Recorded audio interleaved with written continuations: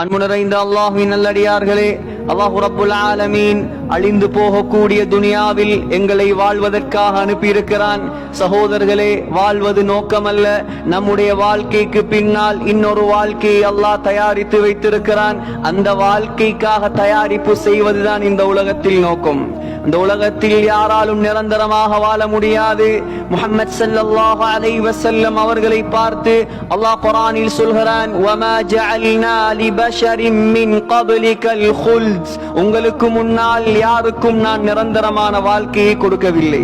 சகோதரர்களே, உலகத்தில் வாழக்கூடிய காலம் அச்சத்திற்கும் ஆதரவுக்கும் மத்தியில் ஒரு மனிதன் வாழ வேண்டும். அல்லாமா ஜாதுல் ஹக் ரஹ்மத்துல்லாஹி அலைஹி சொல்கிறார், ஃபகைஃப தஃப்ரஹு பித்துன்யா வலத்தஹா, ஏ மனிதனே, இந்த துனியாவுடைய அற்ப இன்பங்களை பார்த்து நீ ஏமாந்திருக்கிறாய். இந்த துனியாவினுடைய அற்ப இன்பங்களில் நீ மயங்கி கிடக்கிறாய். யா மன் யுஅத்து அலைஹி லஃப்து வன் நஃபஸு, உன்னுடைய பேச்சுக்களையும் மூச்சுக்களையும் அல்லாஹ் எண்ணிக்கொண்டிருக்கிறான், மறந்து விடாதே. மா யல்ஃபிது மின் கௌலின் இல்லா லதைஹி ரகீபுன் அதீத், அல்லாஹ் சொல்கிறான், நீ மொழியக்கூடிய ஒரு வார்த்தையாக இருந்தாலும் நல்லதை மொழிந்தால் ரகீப் என்ற மலக்கு பதிவு செய்வார், அவர் வலக்கரத்தில் இருக்கிறார். பாவமான வார்த்தையை மொழிந்தால் அதீத் என்ற மலக்கு இருக்கிறார், அவர் இடக்கரத்தில் இருந்து உன்னுடைய வார்த்தைகளை பதிவு செய்வார். சகோதரர்களே, உலகத்தில் வாழக்கூடிய காலம் அற்பமானது, சொற்பமானது. முஹம்மது ஸல்லல்லாஹு அலைஹி வஸல்லம் உலகத்தில் சிறந்தவர்கள், ஆனால் அவர்களுக்கும் கூட அல்லாஹ் நிரந்தரமான வாழ்க்கையை கொடுக்கவில்லை. சஹீஹுல் புகாரியில் வருகிறது, இன்னும் ஒரு ரிவாயத்திலும் வருகிறது, ஹஜ்ரத் ரசூலுல்லாஹி ஸல்லல்லாஹு அலைஹி வஸல்லம் அவர்களை அடக்கம் செய்ததற்கு பின்னால் இந்த உலகத்தில் நாயகத்தை உயிரை விட நேசித்தவர் தான் அன்னை ஃபாத்திமா ரலியல்லாஹு அன்ஹா. எந்த மகளும் தன்னுடைய தகப்பனை அவ்வாறு நேசித்திருக்க முடியாது. அவ்வளவு உயிரை வைத்திருந்தார்கள் ஸல்லல்லாஹு அலைஹி வஸல்லம் அவர்கள் மீது. முஹம்மது ஸல்லல்லாஹு அலைஹி வஸல்லம் மரணித்து 6 மாதம் தான் இந்த உலகத்தில் அன்னை ஃபாத்திமா வாழ்ந்தார்கள். சகோதரர்களே, சில உலமாக்கள் எழுதியிருக்கிறார்கள், அந்த 6 மாதமும் ஃபாத்திமா ரலியல்லாஹு அன்ஹா சிரித்த சரித்திரம் கிடையாது, சிரிக்கவில்லை.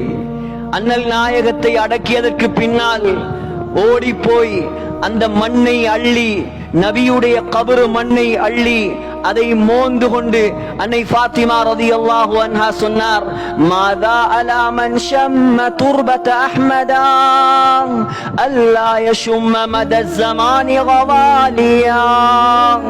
யார் முஹம்மது ஸல்லல்லாஹு அலைஹி வஸல்லம் உடைய கபர் மண்ணை மோந்து கொள்வாரோ, நாயகத்தின் கபரு மண்ணை யாராவது மோந்து கொண்டால், அல்லா யஷும்ம மத ஸமானி கவாலியா, அவன் மௌத்தாகும் வரைக்கும் வேற எந்த வாசத்தையும் நோர தேவையில்லை.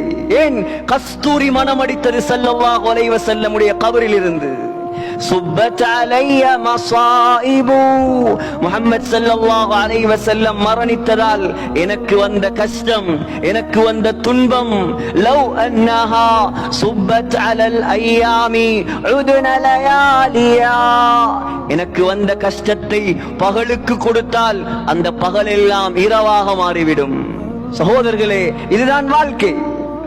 உலகத்தின் தலைவர், சுவர்க்கத்தின் தலைவர் உலகத்தில் நிரந்தர வாழ்க்கை வாழவில்லை. சகோதரர்களே, உலக வாழ்க்கையை பார்த்து ஏமாந்து விடக் கூடாது.